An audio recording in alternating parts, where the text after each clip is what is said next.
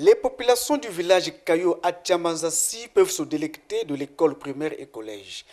Les travaux financés par Wingwa ont porté sur la réhabilitation d'un bâtiment de 3 salles de classe avec un bloc administratif pour le primaire et d'un logement pour directeur, ainsi que la construction d'un bâtiment de 4 salles de classe avec un bloc administratif pour le collège et de logements pour des enseignants, ainsi que d'un bloc de latrines. Pour la société pétrolière chinoise, ce geste traduit sa volonté de soutenir les efforts du Congo, de redresser l'école en termes qualitatifs et de renforcer le partenariat parents d'élèves, communautés pédagogiques et collectivités locales.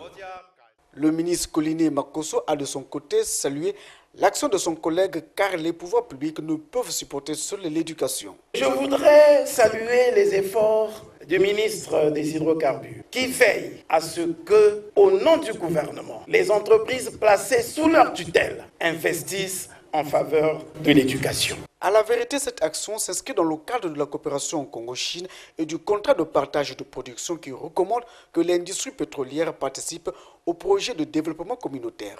Au-delà de la responsabilité sociétale de cette entreprise, le Code des hydrocarbures prévoit que, au-delà des bonus en numéraire, qu'il y ait un bonus social qui soit versé sous forme de projet à la République du Congo. Et le président de la République avait donné des instructions pour que pas que ce soit des coûts récupérables sur la part d'huile congolais. Donc ça devient un bonus social non récupérable.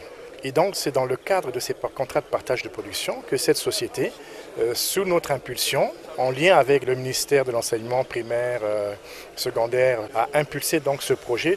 La remise des kits scolaires aux élèves, la coupure du ruban symbolique et la remise des clés de l'école suivie de la visite des installations ont ponctué cette cérémonie.